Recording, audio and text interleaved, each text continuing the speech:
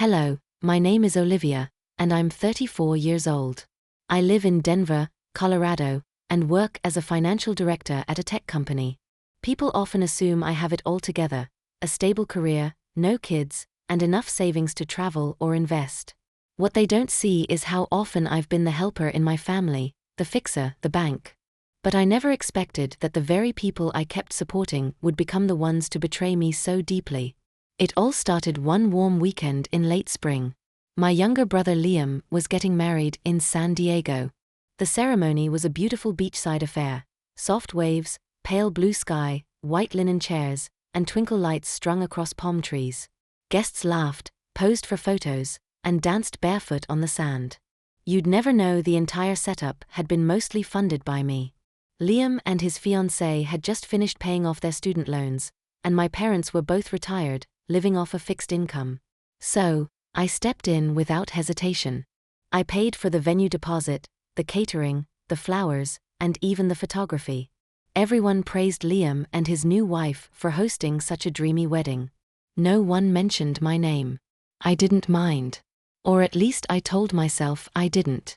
After all, it was family. My boyfriend Ryan flew out with ML from Denver. We'd been together for 2 years, and though we hadn't made any formal plans for marriage yet, we both knew where things were headed. He saw how much I gave to my family and, more importantly, how little I received in return, but he never pushed. He let me come to my own realizations in my own time. On the evening of the wedding, after the final dance, I stood at the edge of the venue with my sandals in my hand, the ocean breeze brushing against my skin. Liam hugged me tightly and said, "Thanks for everything, Liv. You really came through." I smiled and squeezed his hand, but deep down, a small ache pinched my chest. It wasn't about being thanked. It was about being seen. That night, Ryan and I returned to the hotel, exhausted but content. We talked about the wedding, laughed about the aunt who cried too much during the vows, and eventually fell asleep wrapped in each other's arms. I didn't know that while I was drifting off, something was already going terribly wrong. Something that would change everything. The next morning, Ryan and I were checking out of the hotel. I had just tossed my duffel bag over my shoulder and was scrolling through my phone to pull up the hotel confirmation when I decided to open my banking app. Just a quick check before heading to the airport. Wat I sav made my fingers stiffen and my troat tichten. My account balance had dropped, not by a little. It was down by $19,000. I froze in the middle of the hotel lobby. People brushing past me, carts rolling over tiled floors, the scent of fresh coffee in the air. All of it faded. My eyes locked on the screen, unable to blink. What is it? Ryan asked, wheeling our luggage behind me.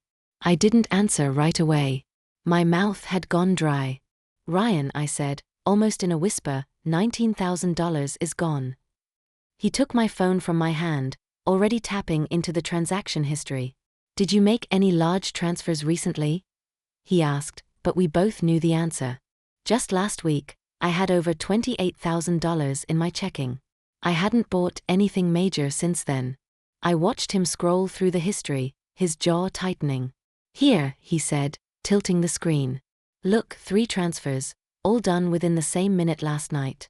$6,002 to Jenna Collins, $7,000 to Scott Collins, $6,000 to Marsha Green.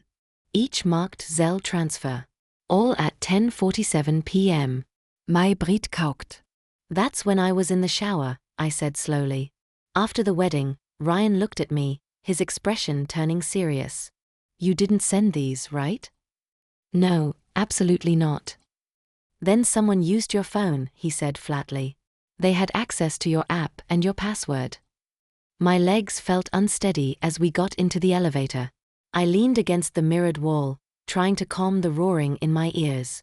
I had always been the helper, the one who paid the bills, bought the emergency plane tickets, sent money without questions. But this wasn't help. This was theft. And the worst part was I already knew who did it. Just as we stepped into the hotel lobby, my phone rang. It was her. Mom. I took a slow breath, then answered. "Mom," I said, trying to keep my voice from trembling. "I need to ask you something." There was a pause on the other end of the line, followed by the sound of clinking dishes and distant chatter, like she was in the kitchen with someone else. Her tone was casual, even cheerful. Morning, honey. Everything okay? I swallowed. 3 large transfers were made from my bank account last night to you, Jenna, and Scott. Do you know anything about that? Another pause. Then she actually chuckled, like I'd just reminded her of something amusing. Oh, that. I was wondering when you'd notice. Honestly, it was less than I expected.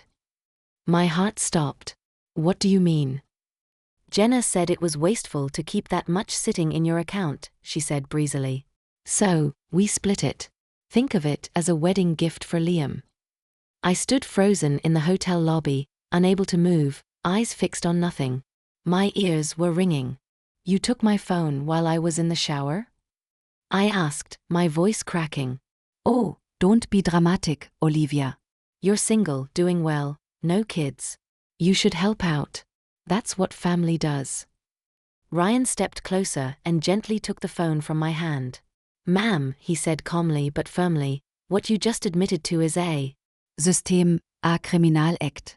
Taking money from someone's account without permission is theft.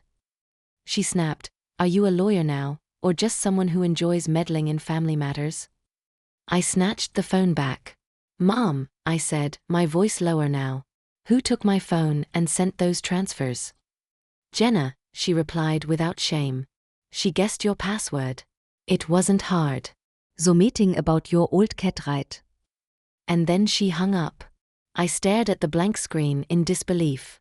The woman who had raised me had just laughed in my face after helping herself to my life savings. It wasn't just betrayal. It was bold, unapologetic theft from the people I had trusted the most. Ryan took my hand gently but firmly. We're not letting this go. And neither was I. We didn't even stop to breathe. After the call ended, I told Ryan I wanted to speak to them in person. I needed to see their faces when I asked them why. He didn't question me.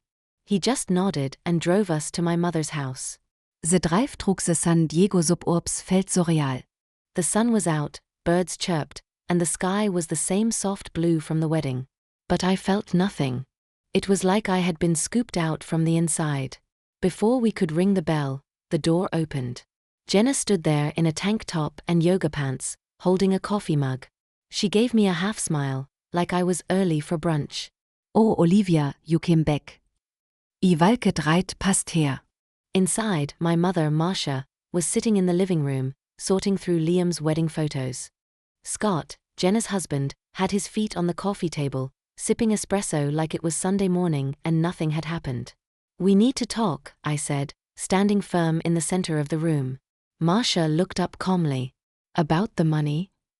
Yes, I said, my voice sharp. I want to know who gave you the right to go into my bank account and take $19,000. Jenna shrugged and plopped onto the couch. You should have used a better password. Mr. Whiskers was too easy. She laughed like it was a joke. Scott chuckled. I told her not to do it, but she said you wouldn't care. You think he wouldn't care? My fists clenched. My voice was rising. You took $19,000 from me while I was in the shower. You didn't ask. You didn't even hint. You just helped yourselves. Marcia stood slowly, setting down the photo album. Olivia, don't blow this out of proportion. It was for Liam's wedding. You're single. You make good money. Liam's starting a new life. Families help each other. Helping means I agree to it, I snapped. What you did was theft. Jenna rolled her eyes. We didn't ask because you always act generous but never really give. We're tired of begging. Scott added with a smirk, you still have $9,000 left. We didn't clean you out. That was it. My voice dropped to a cold whisper. You didn't just take my money. You stole my trust. The room fell silent. Then Marcia's face twisted. How dare you speak to me like that? She shouted. And before I could react, she raised her hand and slapped me across the face. The sound rang through the room like thunder. Ryan was on his feet in an instant, grabbing my arm and stepping in front of me. Enough. he growled, turning toward Marcia. Touch her again, and you'll deal with the police. I stod tere, my cheek burning, my heart pounding, my mind blank. That slap didn't just hurt my skin. It shattered whatever illusion I had left of this being a misunderstanding. It wasn't. They knew exactly what they were doing. I looked around at the three of them. Now it's not just theft, I said. It's assault. And I turned and walked out the door, this time without looking back. We drove back to the hotel in Silence. I held Ryan's hand the entire way, but I couldn't speak. My cheek still stung from the slap, but what hurt more was the cold certainty settling inside me. This wasn't a moment of madness. This was a pattern I had never wanted to admit. By the time we landed in Denver that evening, I was exhausted in a way sleep couldn't fix. I didn't unpack. I didn't check my email. I just sat on the couch and stared at the floor, my mind spiraling. The next afternoon, I opened my laptop and began pulling up bank statements. I told myself it was just curiosity.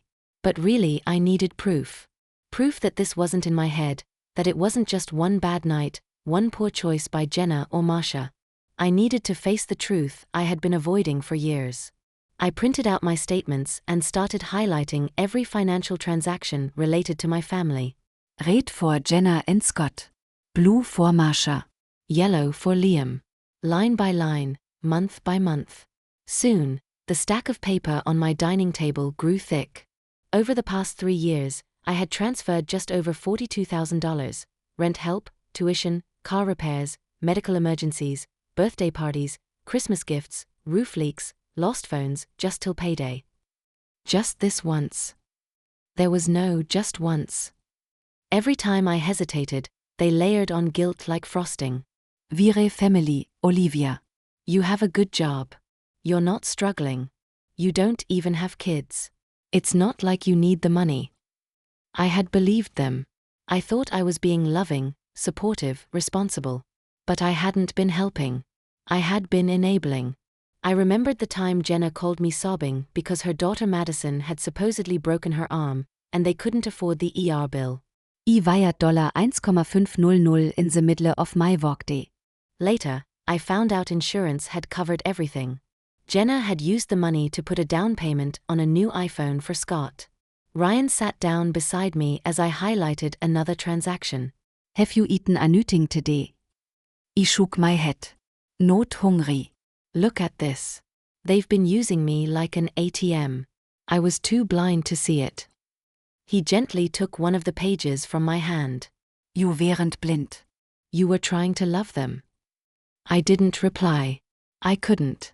Then he asked quietly, have you thought about taking action? I hesitated.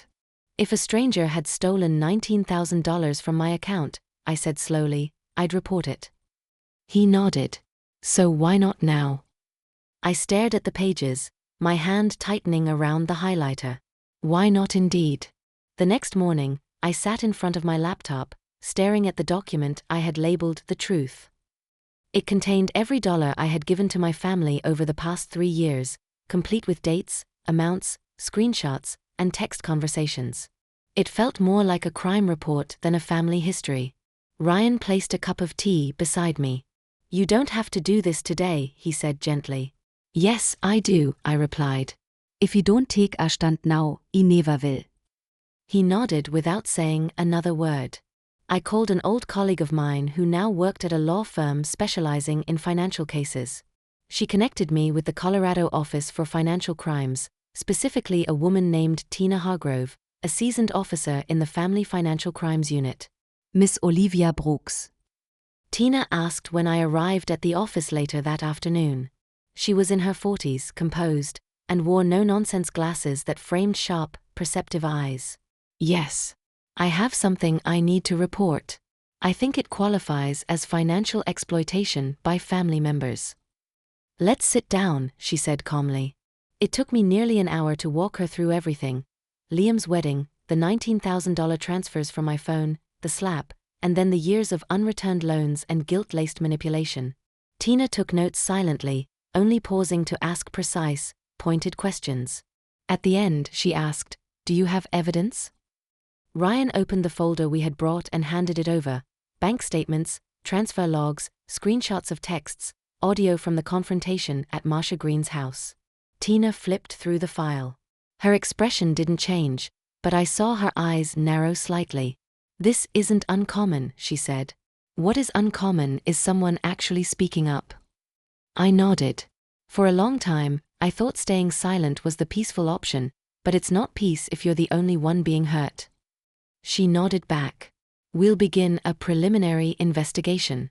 We'll verify the transactions, pull digital logs, track the IP addresses for the transfers, and interview those involved.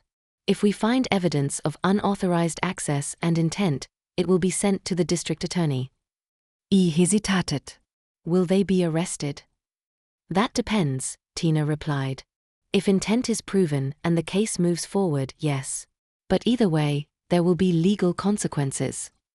As we stood to leave, Ryan reached for my hand. I was shaking slightly, but not from fear. I had just declared legal war, not on strangers, but on my own blood. But I didn't feel regret. I felt ready. It didn't take long for word to spread.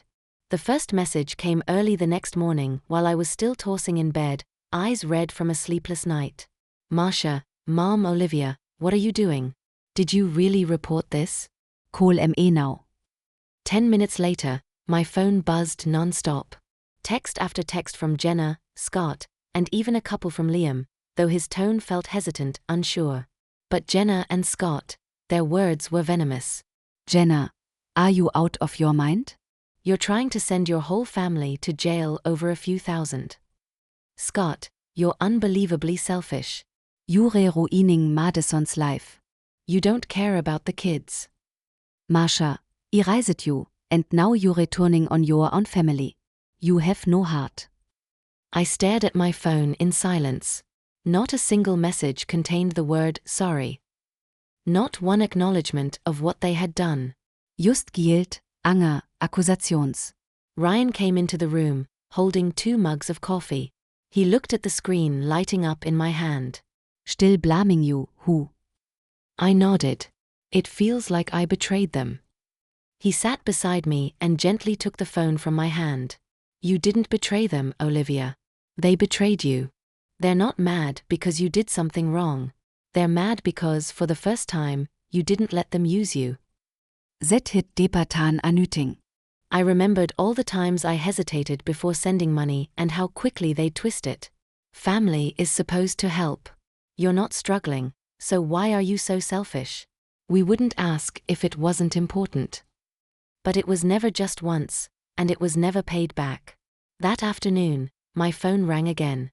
I nearly let it go to voicemail, but something told me I needed to face it. I answered. Marcia's voice was sharp, her tone indignant.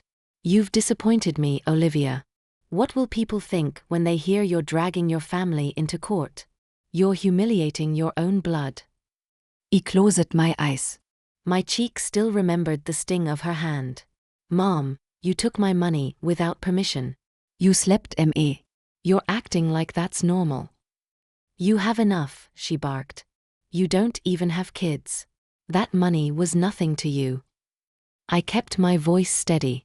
"No one has the right to take just because they assume I can afford it. You didn't ask, you stole. And that slap, that was assault. You're pushing yourself out of this family," she warned. Don't blame Emil when you end up alone. I took a deep breath. Everyone made their choice when they crossed the line. I'm just finally drawing it. The line went dead. 3 days passed in tense silence. Then, one gray afternoon, as light rain streaked the windows of my Denver apartment, the doorbell rang. Ryan looked up from his laptop. "Were you expecting someone?" I shook my head and went to answer it. Through the glass, I saw a familiar figure standing on the porch, hands stuffed in jacket pockets, shoulders hunched, eyes fixed on the floor. "Liam," I opened the door slowly. "Hey," I said, unsure what to expect. He looked up, his expression a mixture of guilt and sadness. "Can I come in? Just for a few minutes." I hesitated, then stepped aside. We sat at the dining table, where my financial documents were still laid out in thick, color-coded piles. Liam glanced at them but didn't speak right away. The air felt heavy between us. You doing okay? He asked softly. I'm getting by, I said flatly. You know what's going on, right? He nodded. I Donnerstag I know everything now. I just didn't know what to do. Why are you here, Liam? I asked, folding my arms. He took a deep breath. Because I need to tell you the truth. I didn't know they were going to take your phone that night. I never asked them to.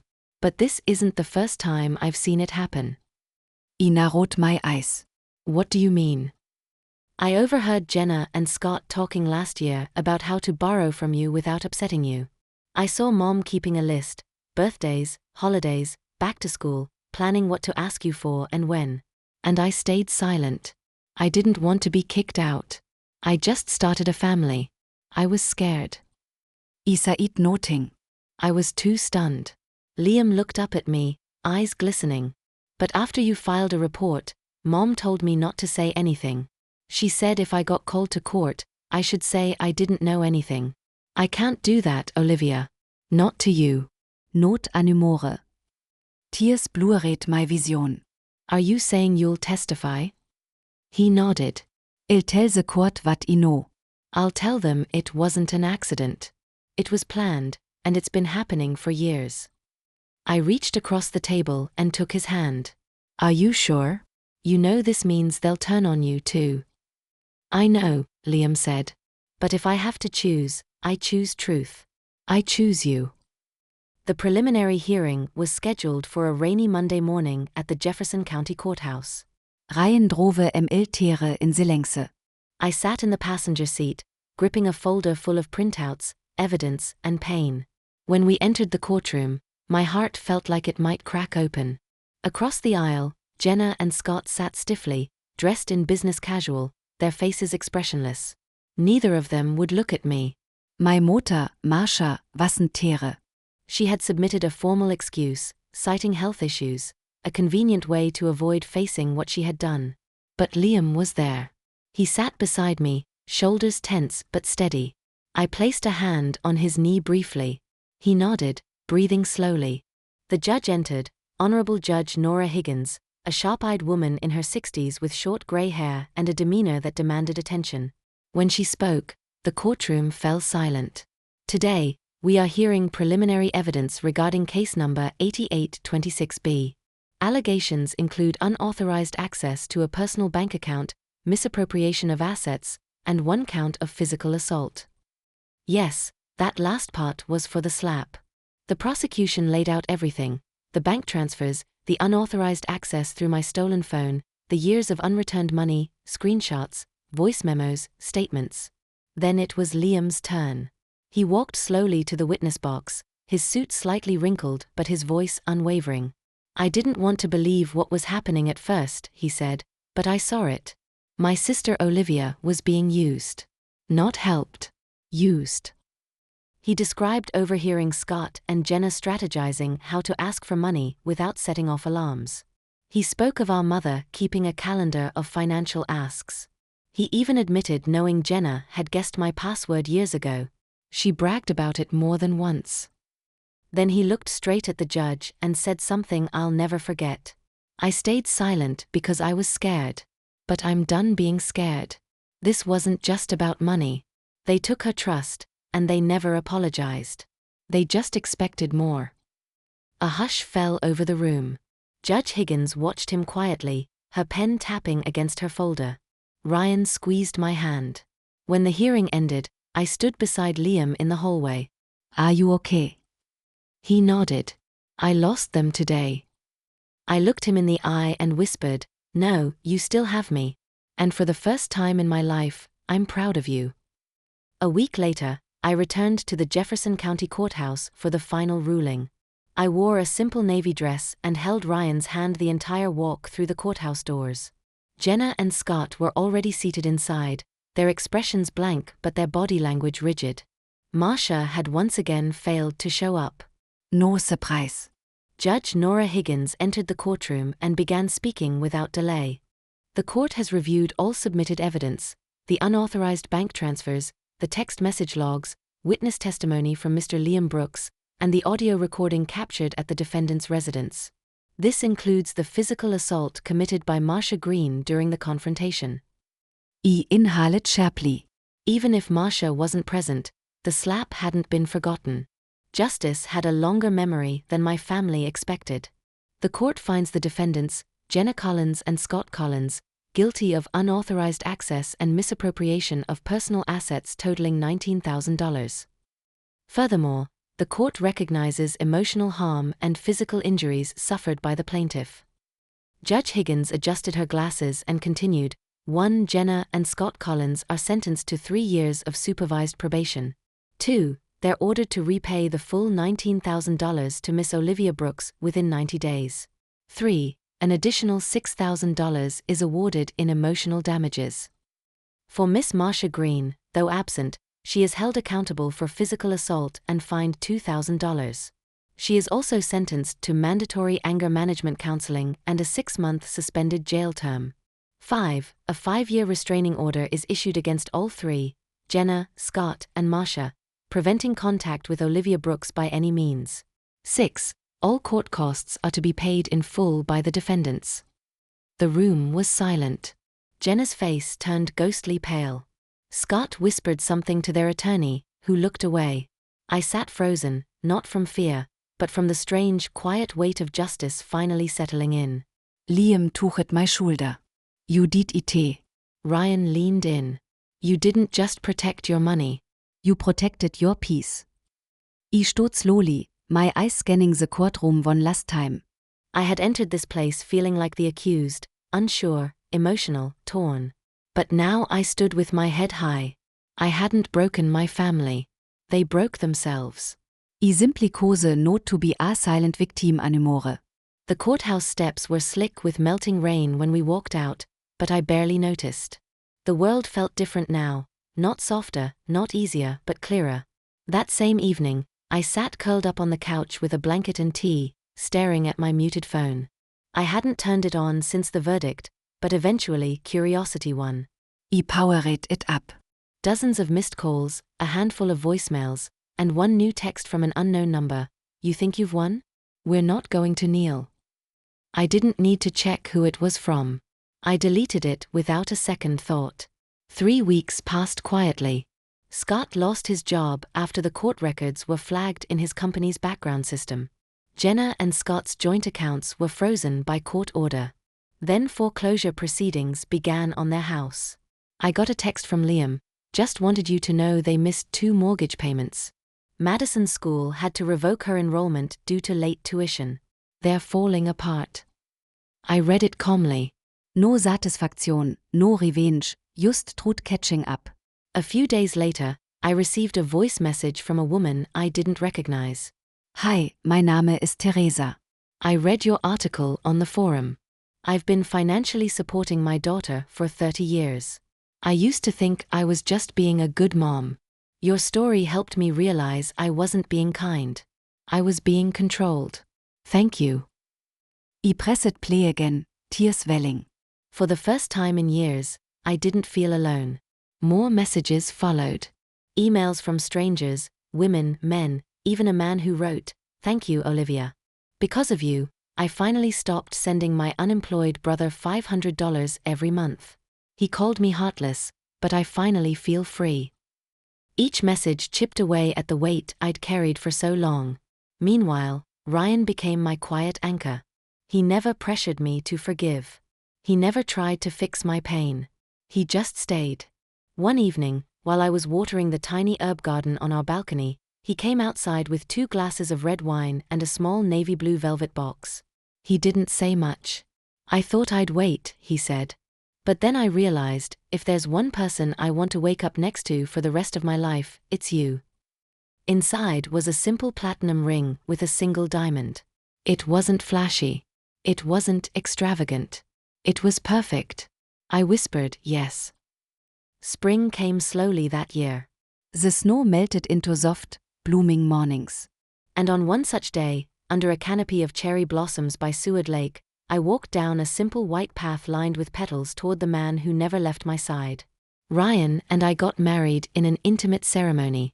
No flashing lights, no large guest list, just the people who mattered: Liam, Ryan's mother Helen, his sister Maya, and a few close friends who had stood beside me when my own family did not.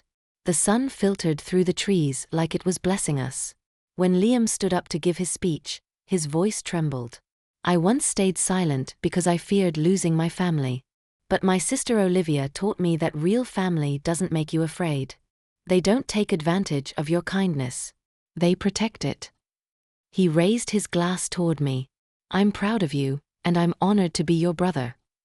Tears slid down my face, but not from pain, from healing. I looked around and realized something important. I hadn't lost a family. I had simply let go of those who never truly loved me, and I had made space for those who did. When we returned home that night, I stood by the window sipping tea, gazing at our wedding photo. Ryan's smile in the frame felt like the softest promise, and in my own eyes, I saw something I hadn't recognized in a long time: peace. Later that month, I published my first article for a community psychology magazine.